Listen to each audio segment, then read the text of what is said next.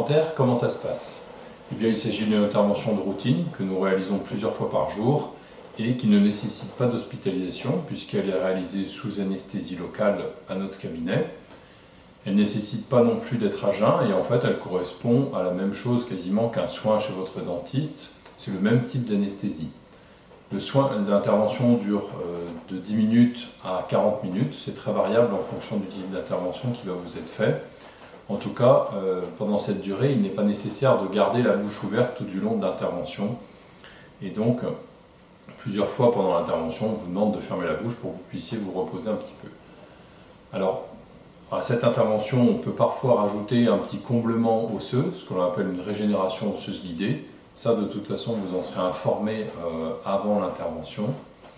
En tout cas, pendant l'intervention, il n'y a pas de douleur particulière, vous n'allez pas sentir de sensations douloureuses, mais par contre, vous allez sentir que l'on travaille, il n'y a pas de gestes brusques ou qui vont être traumatisants.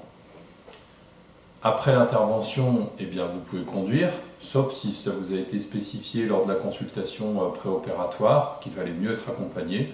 Mais généralement, la majeure partie des patients viennent et repartent en voiture. Les douleurs sont tout à fait modérées, elles commencent 1 heure après l'intervention et elles vont durer pendant quelques jours. C'est très variable en fonction des patients, mais ce n'est pas une chirurgie qui est réputée comme étant douloureuse. En tout cas, vous aurez une ordonnance post-opératoire avec des traitements antalgiques, qui sont généralement du paracétamol, des antibiotiques, des bains de bouche et une brosse à dents post-opératoire qui permet de brosser sur la zone opérée 3 jours après l'intervention. Il y a une autre vidéo sur la chaîne YouTube qui permet de détailler bien les consignes post-opératoires à la suite de la pose des implants. En tout cas, vous pouvez mener une vie quasi normale. Alors, s'il n'y a eu qu'un seul implant de posé, eh bien, on peut considérer que vous pouvez mener une vie normale en dehors d'avoir une alimentation peut-être un peu plus molle au début. Après, s'il y a eu plusieurs interventions posées ou que l'intervention était un peu plus complexe, eh bien, il peut y avoir des suites post-opératoires avec un gonflement au niveau de la joue, parfois une ecchymose, une coloration bleutée de la joue. C'est très variable, mais vous en serez informé lors de l'intervention. Alors, une fois que l'implant est posé, il y a 2 solutions. Soit on met tout de suite une couronne dessus, c'est-à-dire ce qu'on appelle une mise en esthétique immédiate. Donc dans ces cas-là, eh bien, ça va vous permettre d'avoir une couronne, mais qui a juste un but esthétique. Il est recommandé de ne pas mastiquer dessus, puisque l'implant qui est en dessous est en cicatrisation.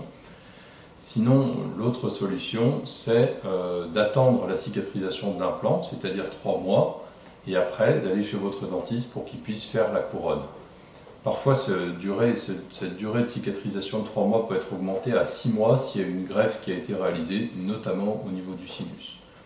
Ensuite, une fois que la couronne a été faite, eh bien, il faut faire un contrôle annuel chez votre dentiste, c'est-à-dire qu'il va faire un contrôle en vous examinant et en faisant une radio. Comme il examine l'ensemble des autres dents, eh bien, tous les ans, il va contrôler aussi l'implant.